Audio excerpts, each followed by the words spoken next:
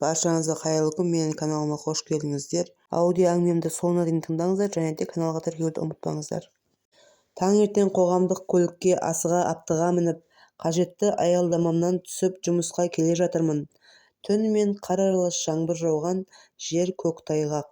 Жұмыстың кіреберіс есігінің баспалдағынан әупірімдеп көтеріле бергенінде біреу қолтығымнан демеп жіберді. Сәлеметсіз бе, Салтанат Шаймерденовна? Мына жер тайғақ, байқап өтіңіз. Маған қолыңызды беріңіз. Тепшектен асықпай түсіңіз.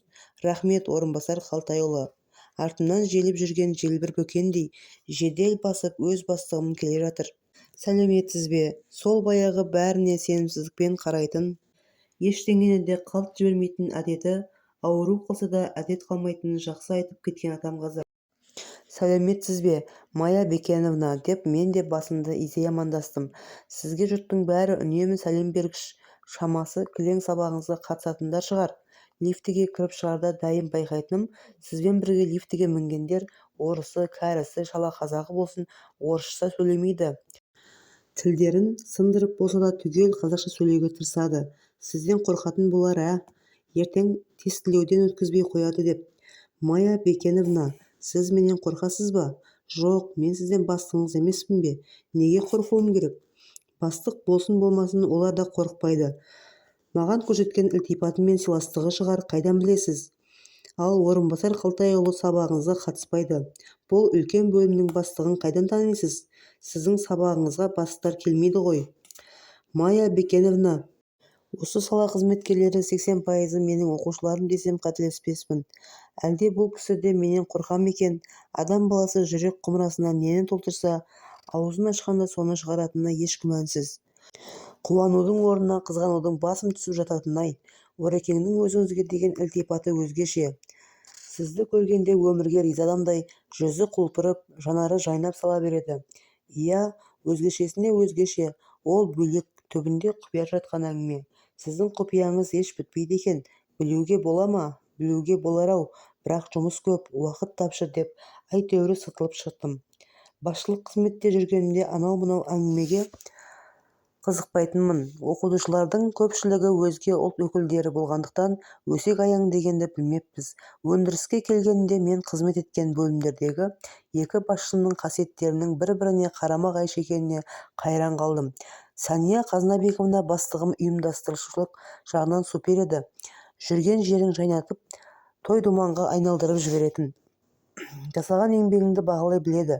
Қарамағындағы қызметкерлерін өзінен жоғары қояды. Мен дегенді ұмытамыз. Біз жасаймыз, біз орындаймыз. Тапсырма басы бізден бастау алатын. Кез келген мәселе өзара ашық мәміле арқылы шешіледі. Сияқыны былай бөлеміз. Сізге мынау, маған мынау, пәленшеге мынау деген секілді. Артықтау беріп жатырсыз-ау маған деп дұрыс емес жерлеріңді өзің де мойындайсың. Бәрі де істеген жұмысыңа қарай әділетті шешілетін. Бір-бірімізге еш реніш туындамайды. Бөлім ішінде болған жағдайлар жайлы әңгімелер табалдырықтан ары аспайтын, өз ішімізде қалатын. Әйелдің әдемілігі, өз-өзіне деген құрметін бірінші орынға қоя білетін, кез келген жаңашылдықты, озық технологияны пайдалануды бөлімге келіп бізбен бөлісіп қалай жасау керектігін үйретуден жалыққан еместі. Менен де асып түсулерің керек деп талап қоятын, бізбен мақтанатын басшымыз. Ал Алматы шаһарындағы байланыстың күре тамыры өндірісіндегі басшым Майя Бекеновна өзімнен кіші. Мен дегеннен аса алмайды. Барлық тірлікте мен, тағы да мен. Таздың басындағы 3 тал шаштай 3 қызметкерін бір-біріне айдап салудан әсте шаршаған емес. Қызметімізге қажетті технологиялық жаңалықтарды сырттан естиміз. Қалай пайдалану керектігін көрші бөлімнің жігіттерінен сұрап жатқанымыз сол. Тапсырма беріп түсіне алмай жатсақ, соны да білмейсіңдер ме деп көзі қитұрқыланып, миығынан күліп отырады. Күнделікті әрнені түртіп отыратын дәптерінен есекті есекпен жарыстырасың, есек озып келеді деген жазбаны көргенімде өз көзіме өзім сене алмағанмын. Майя Бекеновнаға бір нәрсе айта қойсаң, лезде бүкіл Алматы қаласы мен Алматы облысы хабардар болады. Осындай саяз басшымен шалшықта жүзіп жүргеннен сонау тереңге сүңгіп құрығаның артық, бірақ амал нешік. 8 наурыз қарсаңында ұжымның ер-азаматтары таңертең қыз-келіншектерді гүлмен қарсы алып, бізбен бірге фотосессия жасайды. Көңілің көтеріліп, сырттан кіргеннен шаттанып, мерекенің құшағына енесің де кетесің. Есіктен аттай бере маған бір тал раушан гүлін ұсынып, Орынбасар Қалтайұлы тұр. Бетімнен сүйіп қолымды қысып құттықтап жатыр. Қаншама жыл өтсе де адам баласының көзі мен дауысы өзгермейтінінің талай куәсі болғанмын. Сонау оқу орнында білім алып жүргендегідей тұңғиық жанарынан рахметі мен ризашылығы айқайлап тұр. Бұдан ширек ғасыр бұрынғы көңілінің түбіндегі сылдырмағына тиіп кетсем, жүрек түбіндегі өткен күннің жақсы әуенімен сыңғырлай жөнелгелі тұр-ау, шіркін. Сол кездегі студентім, орынбасарым қазір білдей бөлім бастығы. Орынбасар Қалтайұлы, өмірдің тайғақ жолдарынан таймай өттің, саған да рахметім шексіз. Сенің қалай күйзелгеніңді мен білемін. Құшақтап арқасынан қағып ілтипатымды білдірдім. Қазір 4 баланың әкесі, үлгі тұтар отағасысың. Тектілік қанмен берілер кабинетіме келіп өткенге ой жүгірттім. 8 наурыз қарсаңы кабинетіме келіп құттықтап, гүл сыйлап жатқан халық. Хатшы қызым Наталья таңертеңнен гүлдерді салатын құмыра іздеумен әлекке түсті. Үстелімнің үстіне терезенің алдына құмыраға салынған гүл шоқтарын қойып жүр. Екі езуі екі құлағында. Салтанат Шаймерденовна, как приятно цветы получат. Көзімнен нұрланған қуаныш лебін көруге болады. Қуаныш үшін көп нәрсенің қажеті жоға осы. Мейрамдарда емес, жай күндері де бір тал гүл берумен қуаныш сыйлауға болатынын ұмытып кетеміз бе, әлде соны құнттауға уақыт таппаймыз ба? Біреудің қуанышына шын ниетімен қуана білетін хатшы қызыма ризамын. Жастық дегеннің нағыз риясыз қуана білетін шақ екенін еске түсіргендей. Бақыт кілті өз қолыңда, өзіңмен үйлесім таба білуіңде деп айғайлап тұрғандай. Рахмет, Наталья. Түстен кейін Натальям құмыра іздеуді қойды да, әкелген гүл шоқтарын екі шелекке сала берді. Сұлулыққа да адамның көзі үйреніп бірте-бірте елемейтіндей болатыны рас шығар. Ұжымдағы ер-азаматтар бізді құттықтайтын іс-шараға акт залына шақырған соң, етігімді шешіп туфлиімді киіп жатырым едім, есік қағылды.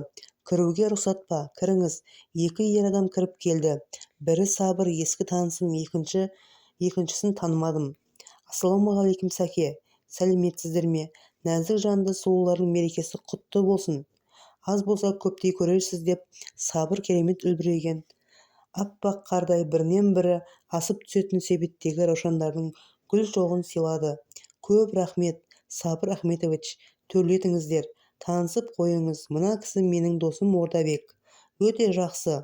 Салтанат Шаймерденовна, менімен 5 жыл бір бөлмеде жатқан студенттік досым. Студенттік кезеңіндегі достыққа не жетеді, Сабыр Ахметович? Оқу бітіргеннен кейін тіршілік тауқыметін себеп етіп курстастарымызбен онша араласа алмай жатамыз. Сіздер мықты екенсіздер. Ордабек Қарағандыдан ат басын арнайы бұрып келіп отыр. Жеке кәсіпкер, өмірдің құбылмалы тұстарынан қорықпайтын нағыз азамат. Колледжіміз аттестацияға дайындалып сүрлігіп жатқан жайымыз бар. Басымды қасуға уақытым болмай жатса да сізді құттықтауға келдім. Бізге аттестацияда келесі жылы минус жағдайларымыздан хабардар етерсіз. Әрине, сіздің лично маған жасаған көмегіңізді ұмытпаймын. Қолымнан келсе мұрындық болуға дайынмын. Бала-шаға, ауыл-аймақ аман ба? Менен Фаризаға сәлем айтыңыз. Ұлыңыз қалай?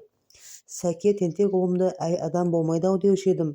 Барлық еркелігін көтерген сіз бен осындағы ұстаздар қауымына мың алғыс.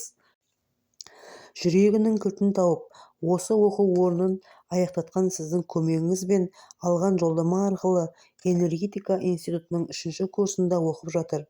Жақсы екен. Маған айтар бұйымтайыңыз бар ма? Досыммен жақсылап таныстырып, біздің үйден шай ішуге шақыра келген жайым бар.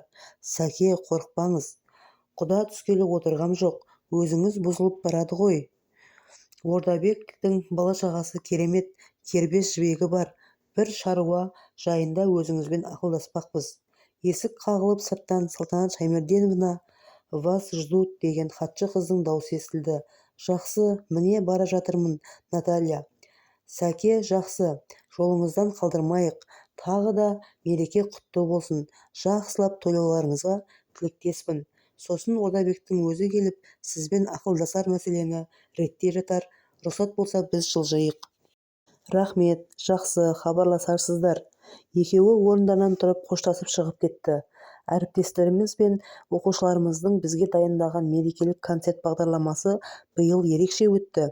Әсіресе ансамбльдің сүйемелдеуімен Бағланның айтқан әндеріне барлық оқытушыларымыз дән риза. Ансамбльді құрғаныма, оның аспаптарын сатып алу барысында талай сөз естіп, жексұрын болғаныма еш өкінбеймін. Залдағы отырған барша қауымның қуанышын көргенде қиындық атаулыны ұмытып кетесің. Көрермендердің сұрауымен Әгугай әнін орындауға сахнаға Бағланды 3 рет шығардық. Пайымдауы терең шәкірттерімді көргенде өмірге шексіз риза болатыным сондай, оны айтып жеткізе алмаймын. Қазір Бағланым осы саланың білдей бір үлкен басшысы. Әлі де аларасулары көп азамат. Кабинетіме келіп, Натальяма көз жауын алатын гүл шоқтарынан мамасына, әпкесіне, өзіне ең ұнағандарын таңдап алуды өтіндім. Салтанат Шаймерденовна, это же вам подарили. Наталья, кімге сыйласа да бәрібір емес пе? Бекерге ертең солып қалады. Бүгінгі қуаныштың керемет сыйын сенімен бөліскеннен еш әбестік көріп тұрған жоқпын. Әлде менсінбей тұрсың ба? Сенің де келешекте бұдан да көп гүлдерің арасында отыруыңа тілектеспін. Спасибо. Тогда можно взять букеты, которые на подоконнике. Барлығын алсаң да қарсы емеспін. Өзім Сабыр Ахметович сыйлаған себеттегі гүл шоғын ұстай шықтым. 3 күн демалыста үлбіреген гүлдердің солып қалатыны сәл де болса көңіліме кірбің ұялатқандай. Көп болған нәрсені құнттауың қиын деуші еді анам. Бірде бар, бірде жоқ болып тұрғанның пайдасы басым. Бейғамдықтан босатады. Ізденесің, көресің, жетесің, одан да жоғарылауға тырысасың. Осындай гүл шоқтарын армандаған кездерім де болды. Жаңғырыққа басымды қойып, өлім мен өмір арасындағы арпалыспен кесір тірлігі арқылы қызымды босанғанымда әкем елге алып қайтқан. Қаншама есім кіресілі шығасылы болса да, пойыз жүргенше күйеуім жағынан біреуі емес, жарты адам іздеп келсе түсіп қалар едім. Не қиындық болса да, сол жұртта көрер едім. Өкініштісі, менің оларға беретін ақшам мен қомақты сыйлықтарым жақсы да, өзім жаман екенмін. Адам қорасындағы ешкісі тышқақ лақ туса да қуанбайтын беді. Дүниеге ұрпағы келгенде қуана алмаған елден не сұрайсың? Ес жинап, аяғымнан тік тұрып жатсам, өз жұртымдағы бауырлар арасына ынтымақ көпірін салуға тырысармын. Қызыма бойжеткенде есі дұрыс, дені сау, шамалы ақылы бар, төркін керек болатыны даусыз. Нағашылары қарағайдай болып шыққанда төркіні шибөрідей болмауға тиіс деп шештім де пойыздың табалдырығына әкемнің сүйемелдеуімен мініп кете бардым. Әкем пойыздың бір купесін түгелдей алып, қызыма 3 сағат сайын жасанды сүт қоспасы, пилтиді бөтелкемен беріп тамақтандырып, маған ыстық шайды қасықтап ішкізіп, елге жеткізген. Бір есімді жиғанымда жедел жәрдем машинасына санитарлық зембілмен кіргізіп жатыр екен. 49 күн не өлі қатарында, не тірі қатарында болмаппын. Ес жиған сәл ғана сәттерде қай күн, қай уақыт екенін сұрайтын көрінемін. Сондай күннің бірінде әкем, Салтан, бүгін Наурыздың 8-і, мерекең құтты болсын. Аллам көтеріліп кетуін нәсіп етсін деді. Папа, маған Алматыда құшақ-құшақ гүл сыйлаушы еді. Бүгін бірде-бір гүл алмадым ғой, деген күйімде қайта ұйықтап кеткен екенмін. Гүл іздесе де сол уақытта ауылдан табылмай қалды ма, кім біледі, ол жағы қазір есімде жоқ. Бірге туған бауырың бауыр етің емес пе? Әлгі сөзімді естіген кішкентай сіңілім Жанат, мен бір ес жиғанда күлтелерінің көбі түсіп қалған жауқазындарды әкеп тұр. Сол гүл шоқтығына қалай қуанғанымды айтып жеткізе алмаспын. Өлген балықтай сүлесоқ қалпымнан солғын тарта бастаған, бірінде 2 күлте, екіншісінде 3 күлте ғана қалған сол қызыл жауқазындар серпілтіп көңілімді көтерген еді. Сілкініп тұрып кету тек өз қолыңда екен ғой. Езіліп жатпа, тұр. Көрдің бе, бүтін күлтелі бірде-бір жауқазын болмаса да, сол гүлдер жүрегіме жылу, көзіме өмірге деген ұшқын сыйлай білді. Адам баласына қандай жағдайда болсын серпіліс керек. Сол күннен бастап барлық гүлдерден жауқазынды артық санайтын болдым. Жауқазын гүлін көргенде көзімде қуаныш оты жанып, жүрегім жымиып күлімсіреп тұрады. Есімді мамыр айында толығымен жиыппын. Шашылып қалған жерімнен қайта жинап алған, жан жарасы мен денсаулығымды қатар емдеген, шешемнің жоқтығын білдірмеген керемет әке, дәрігерлердің ішіндегі бірегейі, Шаймерден әкеме мың алғыс. Әулетімнің бейпі батымасы Аягөзім өз ұлымен қатар қызымды емізіп, бағып қақты. Бауырларым асты-үстіме түсті. Барлығыңызға қарыздармын. Сіздердің сол мейірімдеріңіз жүрегімнің қақпасының қатып қалған топсасына май жағып, жанымның бағындағы гүлдерімді бүршік атырып, жапырағымды жайқалтқан болатын. Қайтадан еңсе тіктеп, ел қатарына қосылып толыққанды тұлғаға айнала алсам, оған себепкер өздеріңізсіздер. Сол уақытта жастықтың буымен көп нәрсені елей бермеппін. Бауырым, қорғаным, әкем қамалым екен. Қорғаныңды жоғалтпа, қамалыңды құлатпа. Телефонымның даусын басыңқырап қойған едім. Естілер-естілмес шылдыры ойымды бөліп жіберді.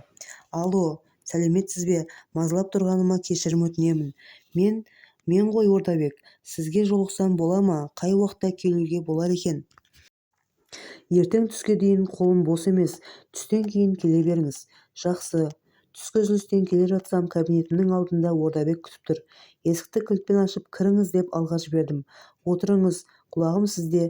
Не мәселемен келдіңіз дедім. Орысша айта берсем рұқсат па? Түрі сұрланып, бір нәрсені бүлдіріп алған адамша абыржып тұрғандай. Айтып көріңіз. Сіздерді 2-ші курста оқитын Пәленшиев Орынбасар деген студентке байланысты мәселемен келіп отырмын. Бетіме тура қарай алмай кібіртіктей берді. Түсінбедім, сіз оның кімі боласыз? Мән-жайды қалай жеткізсем екен? Анығын айтқанда Орынбасар менің ұлым. Сіз шатасып отырған боларсыз. Ол баланың әкесі де, шешесі де бар. Ой, түпсіз әрі жүйрік-ау. Жас кезіңде біреудің обалына қалып, жүкті болған қызға үйленбей қашып кеткен шығарсың. Саған сенген бейбақ қыз амалсыз бауыр еті баласынан бас тартып, тастап кеткен. Ана баланы қазіргі ата-анасы асырап алған. Енді шегірткенің айғырындай боп, жаз бойы ән салып, күзде келіп отырғаның-ай, деп жыным ұстады. Есік әне, деп қуып шығайын десем, Сабыр Ахметовичтен ұят. Буынсыз жерге пышақ ұруын қарасаңшы. Сырғытпа жауаппен шығарып салудың қисынын іздеп отырмын. Таңертең жұмысқа келсем, директордың хатшы қызы Сайра, директор сізді шұғыл келіп кетсін деп жатыр, деді. Жақсы. Басшымыздың кабинетінің есігін қағып, амандасып ішке кірдім. Отырыңыз, деді директор. Қабағы қату, өте ыңғайсыз жағдай болыпты. Сіздің жоғары курсыңыздың 3 студенті төменгі курстың 1 студентін ұрып, былғары күртесін тартып алыпты. Таяқ жеген бала 12-ші ауруханада жатыр. Ал ана үшеуі Бостандық ауданының полиция бөлімшесінде қамауда. Ата-аналарын шақыртыңыз, жұмыс жасаңыз. Үшеуін оқудан шығарып жіберіңіз, басқаларға сабақ болсын. Соншама еңбегінің осылай құмға сіңген судай құрдымға кететін-ай. Шәкірттерімнің оқу үлгерімін де тәртібін де қадағалап, ешкімнен кем қалмау үшін жаныңды салып жұмыс істейсің. Бәріне көңілің толып, енді шүкіршілік ете бергенде аяқ астынан абыройыңды айрандай төгетін бірдеңе шыға келеді. Жоғары курста оқитын әлгі үшеуі де қалалық. 1-ші курс студенті Орынбасар, Жамбыл облысынан. Машинаға отырып ауруханаға тарттым. Дәрігерге жолықтым. Баланың миы шайқалған, сол қолы сынған, көзі көгерген. Халің қалай, Орынбасар, деп палатасына кіріп бардым. Жатқан кереуетінен ұшып тұрды. Сен тұрма, отыра бер, дедім. Әйтпесе басың ауырады. Миы шайқалған кісі төсектен тұрмауы қажет. Дәрігер қозғалмай тыныш жатсын, деді. Ал айта бер, қалай болды? Төбелесті кім бастады? Нені бөлісе алмадыңдар? Түсінбестік боп төбелесіп қалдық. Ыңғайсыздау құлап, қолым сынды. Теуіп сындырды ма, әлде итеріп жіберді ме? Өзім құлап қалдым. Көзіңді де өзіңде көгерткен шығарсың. Есікке соғып алып, айт, төбелесті кім бастады? Былғары күртеңді кім алды? Үн жоқ. Қорықпай айта бер. Болды, басқа алып қосарым жоқ. Онда төбелесті де сен бастаған боларсың. Көзін төмен түсіріп, басын салбыратып отырып алды. Аузын буған өгіздей тергегенмен ештеңе шықпасын білдім де, тез сауығып кетуін тілеп шығып кеттім. Төбелеске қатысқан оқушылардың бәрінің ата-анасына хабарластым. Қалалықтардың әкелерін шақырттым. Жақсы бала әкесінің басын төрге сүйрейді, жаман бала әкесінің төрдегі басын көрге сүйрейді. Әкелері жердің үстімен келіп, ұлдарының сотқырлығын естіген соң астымен қайтуға дайын. Күйінген әкелердің үшеуінің де айтатыны: біз бұлай тәрбие бермеген едік, бәрі жеткілікті. Не жетпейді? Үшеуі де жерге қарап бас көтере алар емес, ұнжырғалары түсіп кеткен. Жәбірленген баланың ата-анасынан кешірім сұрайық. Оқудан шыққандары түк емес, сотталса өмірлері өксиді ғой. Не істесек болады десіп шұбырып бір есіктен екінші есікке кіріп шығып жүр. Ертеңіне түс ауа орынбасардың әкесі мен анасы келді.